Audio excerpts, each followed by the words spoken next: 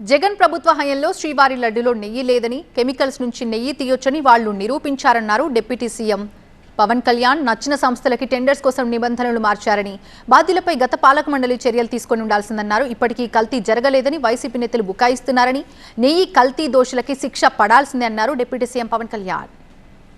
68 లక్షల కిలోల నెయ్యి అని చెప్పే ఒక కల్తీ నెయ్యిని వాడారు. అసలు ఈ నెయ్యిలో నెయ్యే లేదనేది చాలా స్పష్టంగా తెలియదు. గత ప్రభుత్వంలో ఉన్న వ్యక్తులు వీళ్ళు అరాచకంలో ఇన్నోవేషన్ చేశారు. వీళ్ళు కల్తీలో కూడా, అంటే మామూలుగా ఒక నెయ్యి కావాలంటే పాలలో నుంచే కాకుండా రసాయనాల నుంచి కూడా తీయచ్చు, మిగతా వాటి నుంచి కూడా తీయచ్చు అని చేసి చూపించారు. దానికి సంబంధించిన కంప్లీట్ ఈ సిబిఐకి మన ఆ రిపోర్ట్ ఇచ్చినప్పుడు ఎక్కడా కూడా నెయ్యి లేకుండా వీళ్ళు నెయ్యి తయారు చేశారని చాలా స్పష్టంగా తెలియజేశారు. ఎవరైతే పర్పెట్రేటర్స్ ఉన్నారో వాళ్ళకి ఆ శిక్షగా వెళ్ళిపోతారు.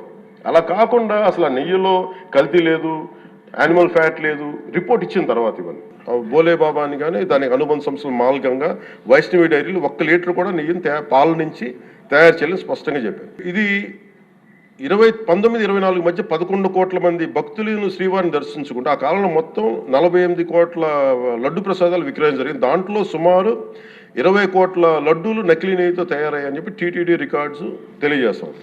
ఆ 11 కోట్ల మందికి రసాయనాలతో నిండిన మన లడ్డూలు పంపించారు. కంప్లీట్ పాలక మండలి బోర్డు, టీటీడీ పాలక మండలి board, they have to take responsibility.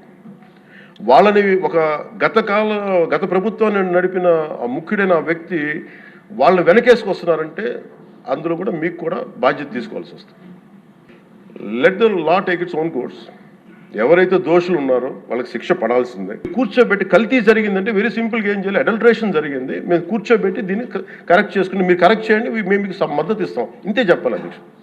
అంతేగాని దాన్ని వెనకేసుకొస్తున్నారు అంటే ఒకటి క్లియర్ కట్ రిపోర్ట్ ఉంది, అందులో నెయ్యి లేదనేది, అందులో రసాయనాలు ఉన్నాయని ఇది క్లియర్ కట్ చెప్పింది. ఈ రసాయనాల్లో ఏమున్నాయి అనేది అది పెరుమాళకి ఎరగదు, ఆయన కూర్చొని చేయాలి. ఒక రిపోర్ట్ ఏమో మాకు ఎన్డీడీబీ రిపోర్ట్ ఏమో దాంట్లో ఖచ్చితంగా ఈ జంతువు సంబంధించిన అవశేషాలు ఉన్నాయి అనేది చాలా స్పష్టంగా చెప్పారు. అది ప్రాపర్ ఆథరైజ్డ్ బోర్డు. ఇప్పుడు వీళ్ళేమో కూర్చొని అది కూడా మాట్లాడలేదు. Very clear cut as on today special మన సిబిఐ ఇచ్చిన మన ఛార్జ్ షీట్ ప్రకారం ఆ నెయ్యి కాదు, ఇది పామాయిల్తో పాటు రసాయనాలు కలిపింది. దీన్ని కూర్చోబెట్టి వాళ్ళు ఇంత మాట్లాడుతున్నారంటే ఇది ఖచ్చితంగా ప్రజల మధ్యకి వెళ్ళాలి. దీని నుంచి లబ్ధి పొందేది ఏం లేదు. ఇక్కడ ప్రజలు చేసిన కర్మ, ఎవరైతే భగవంతుడి సొమ్ముతో ఆడుకుంటారో, భగవంతుడి డబ్బును దోచేస్తారో తరాలు కూడా లేచిపోతాయి. చాలా జాగ్రత్తగా ఉండాలి.